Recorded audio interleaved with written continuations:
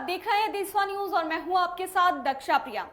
बिहार की एक ऐसी लव स्टोरी जिसे सिर्फ बिहार ही नहीं अब पूरा देश जानता है। अब तक आप समझ ही गए होंगे हम किसकी बात कर रहे हैं। हम बात कर रहे हैं आरती और छोटू की। आरती और छोटू की लव स्टोरी पूरे देश में अब फेमस है। किस तरीके से छोटू की हत्या कर दी जाती है, तो इसी मुद्दे पर आज हमारे साथ बात करने के लिए हमारे देशवा न्यूज की ब्रांड एम्बेसडर बबीता मिश्रा मौजूद है, जो कि आई ग्लैम मिसेस बिहार भी हैं, साथ ही रूबरू मिसेस इंडिया भी हैं। ये एक लोक गायिका भी है और एक समाज सेविका भी हैं, जो कई संस्थाओं के साथ जुड़ी हुई हैं और दबे कुचले जो पिछड़े लोग हैं उनकी मदद को हमेशा तत्पर रहती हैं, हमेशा उनकी मदद के लिए आगे आती हैं। तो आज हमारे साथ बात करने के लिए बबीता मिश्रा मौजूद है। वहीं जब सोनू का प्रकरण भी हुआ तब सोनू को भी आगे बढ़ाने वाली यही है। कोटा ले जाकर के एडमिशन दिलाया, देशवा न्यूज की टीम के साथ ही ये गई। उसके बाद जब दिलखुश की बात आई, दिलखुश के समय में भी वो दिलखुश से जाकर के मिली, दिलखुश का दर्द जो था वो अपने साथ बांटा और दिलखुश को देशवा के न्यूज रूम में भी लेकर आई। और अब आरती छोटू, आरती से भी ये जाकर के मिली पूरे 19 दिन के बाद। तो वहां पर आप जब गई तो वहां की इनसाइड स्टोरी जो है, क्या कुछ निकल के सामने आया, क्या कुछ आपने वहां पर जब ग्राउंड जीरो पर आप पहुंची, आपने जायजा लिया, क्या कुछ महसूस किया, क्या कुछ निकल कर सामने आया? सबसे पहले मैं छोटू के घर गई थी, क्योंकि आरती वहीं रह रही थी। तो मेरा मानना था कि पहले मैं छोटू के फादर से मिलूं, क्योंकि बच्चा उनका गया है। तो मेरी देशवा की टीम के साथ मैं भी वहीं गई थी। लेकिन जब मैं वहाँ गई तो मैंने अलग सा नज़ारा देखा। मैंने देखा कि वहाँ पे यूट्यूबरों का भरमार लगा हुआ था। लोग बैठे हुए थे इस आस में कि मुझे, चूंकि उनका भी एक उत्तरदायित्व होता है तो वो अपना न्यूज़ कवर करने के लिए बैठे होंगे।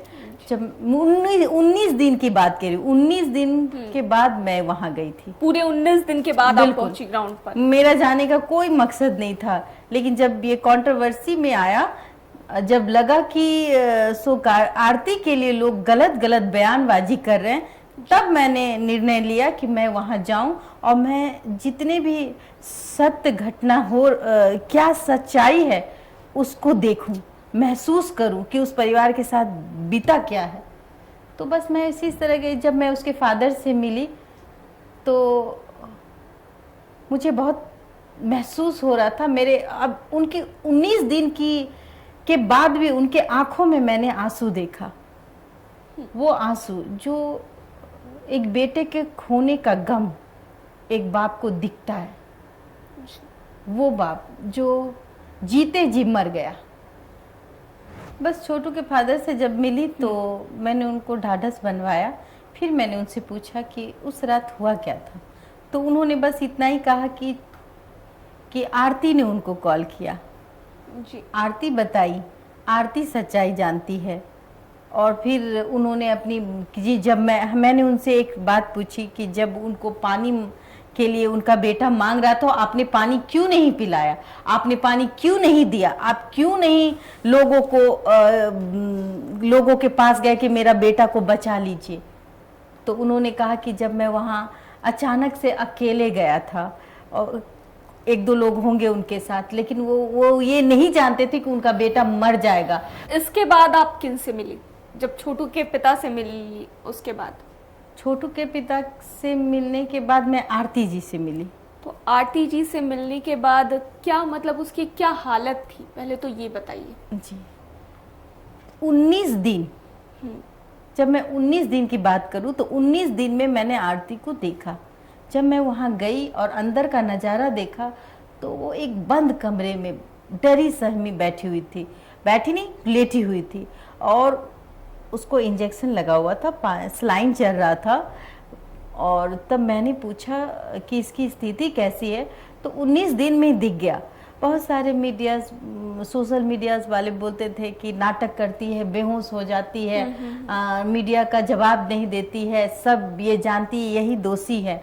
जब मैंने भी सोचा कि भाई मैं इनसे बात करूंगी, मैं इनसे ऑफ कैमरे कुछ पूछने की कोशिश की ये इसके अंदर क्या बात चल रहा है। क्या ये इसका थॉट है, ये कहीं झूठ तो नहीं बोल रही है। लेकिन जब मैंने इसको उठाने की कोशिश की तो मुझे लगा कि इसका ये तो सच में। तो आरती से जब आपने बात की तो क्या कुछ निकल कर सामने आया, मतलब आरती ने क्या कुछ आरती आपसे तो शेयर किया? आप यकीन नहीं करेंगी दक्षा, आप भी वहां थी उस जब वो सलाइन चढ़ा हुआ था उसके हाथों में, और मैंने उसको बहुत समझाया कि आपको इंसाफ दिलाना है छोटू को। बहुत उसको क्या कहते हैं, उसको बहुत प्रोत्साहन किया कि उठो, अपने छोटू के लिए लड़ो। फिर उसने बोला कि भाई सलाइन खोल देती हूँ, और उसने अपने परिवार से सलाइन खुलवाया। और फिर उसने जिस अवस्था में वो थी वो जवाब देने की अवस्था में नहीं थी।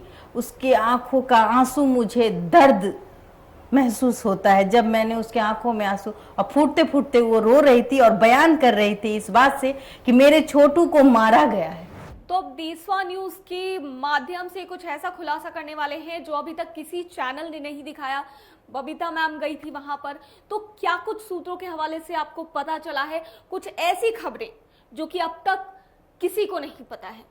कुछ ऐसा खुलासा देशवा न्यूज पर आप करिए। बिल्कुल बिल्कुल, एक खुलासा है जो मैं देशवा न्यूज के माध्यम से, देशवा न्यूज के जितने भी दर्शक हैं मैं उनको, और जो नहीं भी है मैं उनको बताना चाहूंगी कि ये बात आज तक किसी ने नहीं जाना।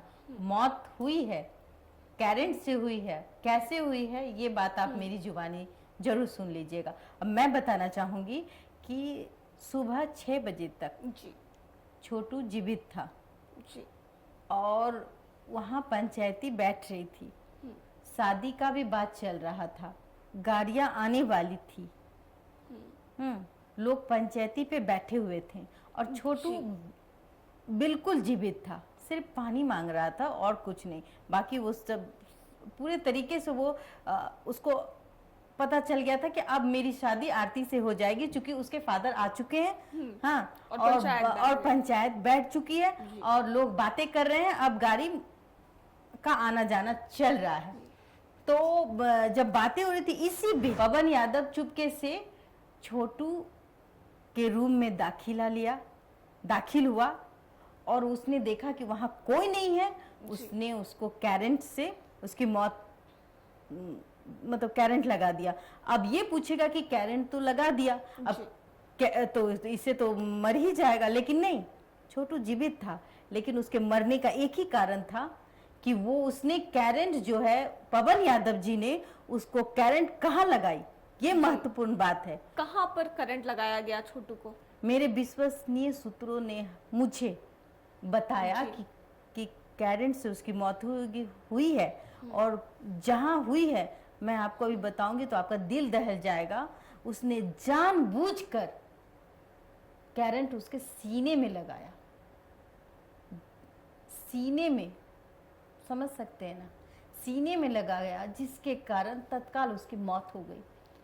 तो एक बहुत बड़ा खुलासा देशवा न्यूज पर रूबरू मिसेज इंडिया बबीता मिश्रा कर रही है छोटू और आरती की प्रेम कहानी को लेकर के। जो इनसाइड स्टोरी है वो बता रही है, और एक बहुत बड़ा खुलासा इनकी तरफ से किया जा रहा है, और भी आगे की चीजें ये बता रही हैं। चलते हैं इनके पास सीधा। मैं आपको बताना चाहूंगी कि मैंने उससे बहुत सारे सवाल पूछे, उसमें एक सवाल जो शायद आरती ने किसी न्यूज चैनल को नहीं कहा, वो ये था कि उसने उस रात अपने आंखों से जो देखा वो नजारा, वो शायद किसी चैनल वालों को उसने नहीं बताया, क्योंकि उनको मौका ही नहीं मिला बताने के लिए। उसने मुझसे कहा कि मैं छोटू को बचाने के लिए अपने भाई, अपने पापा दोनों के हाथों में दांत काटी। आप गौर से सुनिए, दोनों हाथों में उसने दांत काटा था ताकि छोटू वहां से भाग जाए। लेकिन लड़की तो लड़की होती है, उसने भाई के हाथों में जोर का दांत काटा, अपने बाप के हाथों में जोर का दांत काटा। ये भी नहीं सोचा कि मतलब मेरा क्या होगा अगर हमको मार दिया जाएगा। लेकिन उसने अपने प्रेमी छोटू को बचाने के लिए हद पार कर दी, और वो भरसक प्रयास की कि छोटू बच जाए। शायद हम दांत काट लेंगे तो मेरा भाई और मेरा बाप छटपटा के छोड़ देगा और छोटू भाग जाएगा, लेकिन अफसोस वो नहीं हो पाया। जो ये 2 बजे की घटना है ना, वो उसने मुझे सारी बातें बताई, जो कि मैं कुछ बातें आपको नहीं बताऊंगी जी, आपसे हाँ जी, वो बातें नहीं बताऊंगी। मैं 2 बातें जरूर बताई कि उसने अपने छोटू को बचाने के लिए अपने माँ पापा और अपने भाई के हाथों में दांत काटा। दूसरी बात कि वो छोटू से बैंक में भी मिलती थी। जब उसको पता चल जाता था छोटू को कि आरती बैंक में है फोन से, तो वो वहां चला आता था और उससे मुलाकात हो जाती थी। तो इसके बाद आरती से बात करने के बाद फिर आप कहाँ गई? आरती का कहना था कि मैं छोटू के मामा के पास गई थी और उनसे कहा था कि छोटू के साथ कोई अनहोनी ना हो जाए, हाँ आप बचा लीजिए जी। तो मैं इस पर प्रकाश डालने के लिए, ये सच को खोजने के लिए मैं छोटू के मामा के घर गई जी। तो क्या छोटू के मामा मिले थे वहां पर आपको? और छोटू के मामा नहीं मिले, लेकिन छोटू के नाना जी, छोटू की भाभी वो मुझसे मिली। मैंने उनसे, मामी भी साथ में जी मामी भी साथ में थी, मैं उनसे मिली। मैंने उनसे ऑफ कैमरा में भी बात किया, ऑन कैमरा में भी बात किया। ऑफ कैमरा में उन्होंने बहुत कुछ बताया।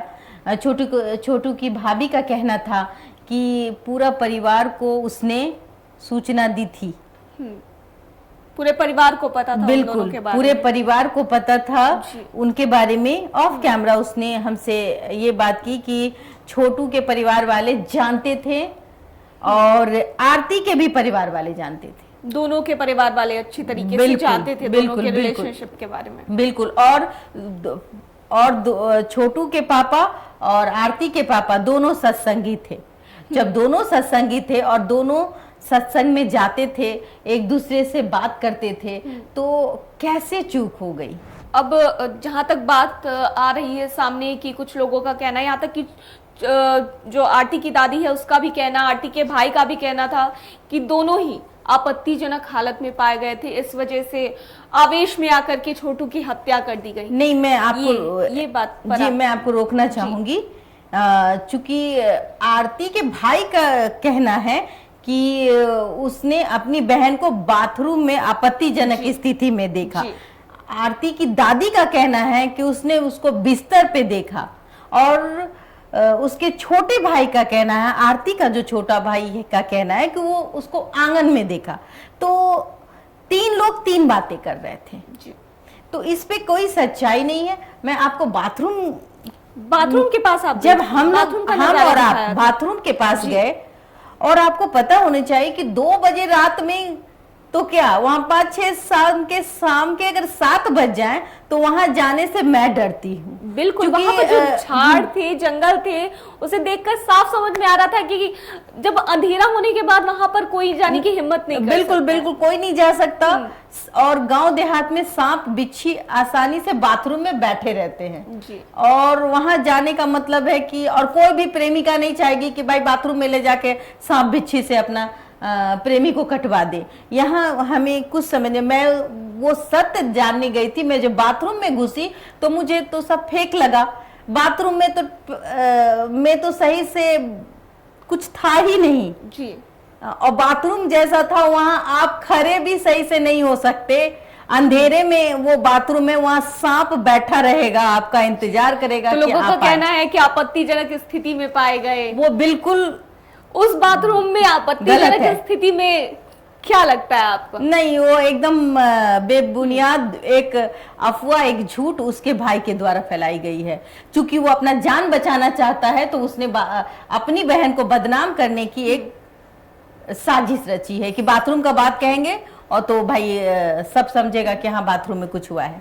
कई ऐसे यूट्यूबर्स हैं जिन्होंने आरती पर कई तरह के लांछन भी लगाए। कई लोगों ने कहा कि आरती की शादी होने वाली है, छोटू के भाई से ही उसकी शादी होगी। कई लोगों ने कहा आरती प्रेग्नेंट है। कई लोगों ने कहा कि आरती ही पूरी तरीके से दोषी है। मेरे भी जहन में बहुत सारी बातें चल रही थी।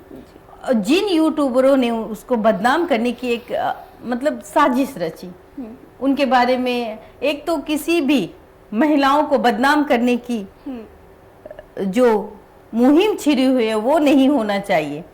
मैं ये नहीं कहती कि यूट्यूबरों ने बहुत सारे यूट्यूब पे जो मीडियाज हैं वो आते हैं, पत्रकार बताते हैं अपने आप को और ये कहते कि आरती गलत है, जो 22 साल अपने फादर की नहीं हुई, माँ बाप की नहीं हुई, तो वो छोटू के माँ बाप की क्या होगी, वो बदल जाएगी। फिर किसी ने कहा कि शादी कर ली है, किसी ने कहा प्रेग्नेंट है। तो ये आप गलत जो आप बयानबाजी कर रहे हैं आरती के बारे में, वो गलत लगा मुझे। मैम, बात करते हैं अब एक जनप्रतिनिधि की। एक जनप्रतिनिधि जो कि सामने आते हैं और आरती को गंदी गंदी गालियां देते हैं, ऐसे शब्दों का आरती के लिए इस्तेमाल करते हैं जो कि हम कह भी नहीं सकते, जिन शब्दों का हम प्रयोग भी नहीं कर सकते। ऐसे जनप्रतिनिधि को जनप्रतिनिधि होने का क्या अधिकार है जो कि इस तरीके की शब्दों का इस्तेमाल कर रहे हैं? उन्होंने कहा कि मैं मछली के तरह काट दूंगा। जब आपके घर में कोई आपकी बेटियां, आपकी माँ, बहनें अगर ऐसे करेंगे, आप मछली की तरह काट देंगे? क्या औरतें मछली हैं? आप मछली की तरह प्रयोग करते हैं औरत को। और जो उनको कवर कर रहे हैं, जो यूट्यूबर चैनल ने उनको कवर करके हाईलाइट बनाने की कोशिश करे, तो बिल्कुल ना करें। ऐसे ऐसे लोगों को आप फुटेज ही देना बंद कर दें। और मैं फेसबुक पे भी डाले, यूट्यूब पे डाले तो उस पर लाइक करना छोड़ दो, उस पर कमेंट करना छोड़ दो। जिस दिन आप ऐसा काम कर लोगे उस दिन आप ऐसे ऐसे लोगों को जमीन पे गिरा दोगे। हमारे माननीय मुख्यमंत्री नीतीश कुमार जी ने बेटियों के लिए जो काम किया है, बेटी बचाओ बेटी पढ़ाओ, जो हमारे प्रधानमंत्री जी का नारा है, उनके साथ वो खड़े हैं। तो आप आज हमारा बिहार बेटियों का बिहार है और वो बेटियों का बिहार माननीय नीतीश कुमार जी के वजह से मिला है। और किसी को भी नारी का सम्मान करने का अधिकार नारी खुद लेना जानती है। नारी जिस दिन जग जाएगी उस दिन खुद अपना मान सम्मान खुद पाएगी। जब मैं अररिया पहुंची और वरीय पुलिस पदाधिकारी एसडीपीओ साहब पुष्कर कुमार जी से हमारी बात हुई, उन्होंने देशवा के हमें नहीं लगता कि किसी न्यूज़ चैनल के सामने उन्होंने ये आके कहा कि मैं अपने तरफ से आश्वासन देता हूं कि जो स्पीडी ट्रायल के बारे में कहा उन्होंने। और देशवा चैनल जब वहां गया और उनसे बात की, पर्सनली मैंने उनसे रिक्वेस्ट किया कि सर आप छोटू को इंसाफ दिलाने के लिए आप स्पीडी ट्रायल के बारे में क्या सोच रहे हैं। तो उन्होंने देशवा के ऑन कैमरे में आके कहा कि मैं कोर्ट से सिफारिश करूंगा कि छोटू को न्याय मिले, जल्द से जल्द उसके अपराधियों को सजा मिले और स्पीडी ट्रायल के तहत मैं देशवा के सामने ऑन कैमरा प्रॉमिस करता हूं कि मैं जब कोर्ट में जाऊंगा तो स्पीडी ट्रायल का आश्वासन उन्होंने देशवा को दिया कि मैं स्पीडी ट्रायल के लिए सिफारिश करूंगा कोर्ट से। तो अब बात करते हैं कुछ ऐसे चैनल्स की, कुछ ऐसे यूट्यूब चैनल्स की जो बिना तथ्यों के बात करते हैं और अलग अलग तरह से अपना निर्णय थोपते हैं। तो ऐसे यूट्यूबर्स और ऐसे चैनल्स के बारे में आप क्या कहेंगी? ऐसे यूट्यूबर्स और ऐसे चैनल, चूंकि हम एक आधुनिक दौर पे हैं जहां मीडियाज या यूट्यूबर या ऐसे ये घर घर में पनप रहा है और हम लोग आज के दौर में जो भी लोग हैं वो सोशल मीडिया पे एक्टिव रहते हैं। तो आप पॉजिटिव के साथ नेगेटिव दिखाएं लेकिन निर्णय न लें। लेकिन आप खुद से जज, खुद से पुलिस न बने।